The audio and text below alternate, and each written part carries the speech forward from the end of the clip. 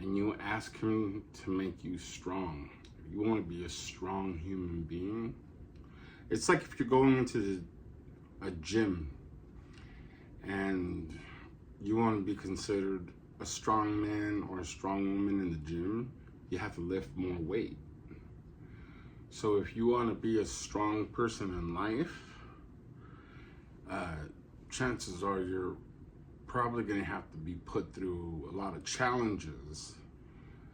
And yeah, I've definitely had those challenges. Yeah, and they haven't been easy. They haven't been easy. But knowing that they are there is helpful. It is comforting. I mean, we all have something there. We all have a guide. We all have people who have passed on in our families who are there for. We're never really completely alone. It just happens that my guide, who was family in another lifetime, works with this other being, Kutumi, who is an ascended master. And they work together to guide me. I became aware of my guide. Oh God, it was years ago. It was I was in my 20s, and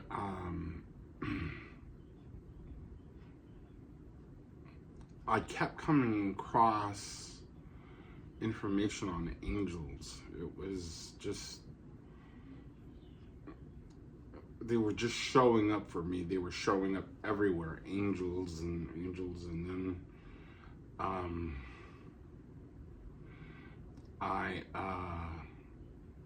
it was so much of a coincidence. I remember even going into a bookstore and going into the section of, like, a cooking section, and I found a book on angels there.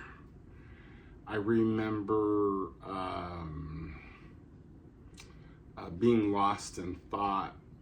You know how, like, you're lost in thought and then you come back to your senses and you're looking at somebody and they assume that you've been looking at them this whole time, but you were somewhere else while you were looking at them?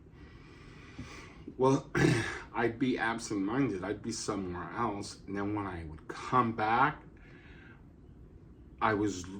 my eyes were gazing on an angel. It was, whether it be a statue or a poster, they were just everywhere. And so it got to be so much that I realized that it was no longer a coincidence. I realized that something from the invisible was reaching out to me. So in my room alone, I just started talking to it. I said, look, I know that you're trying to get my attention, and you have it, and I will talk to you. And I did. And I remember being at work one time.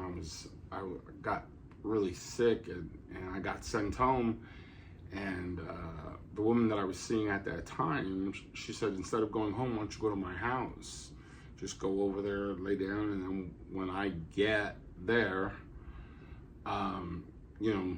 we can hang out. When she gets out of work, she goes home, we can hang out. Well, I got to her house, I got into bed, and I turned on the TV, and there was a TV show on angels, and this woman said, she said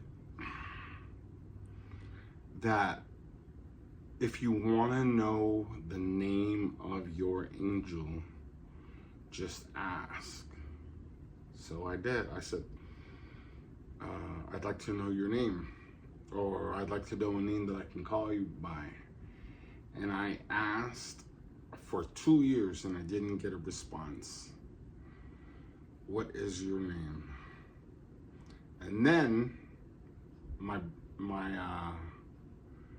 brother, my younger brother, had a child. He was this cute, chubby little baby, and my girlfriend said he looks like a cherub. And I looked at him and I thought, oh wow, he really does look like a cherub. You know, those little baby angels, they're like babies, but they have wings. And he really did look like one of those that you would find in a picture.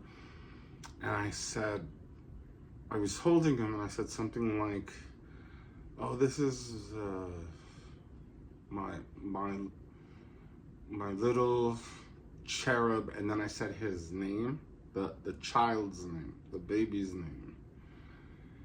And then my whole body began to vibrate. It was as if I was standing under a giant bell and somebody hit it, only I wasn't hearing the ring in my ears. I was just feeling the vibration. And that's when I realized that the name that my brother had given to his child was the same name that my guide was telling me I could call him by. It was the same name. And it took 2 years for me to find that out. And so, yeah, I'm purposely being coy about not saying the name. Not for any particular reason, but just because I just don't feel like I should say it, you know? But anyways, that was a very cool incident. I remember that, and then the teacher, the other teacher that I work with, this ascended master, I remember one night,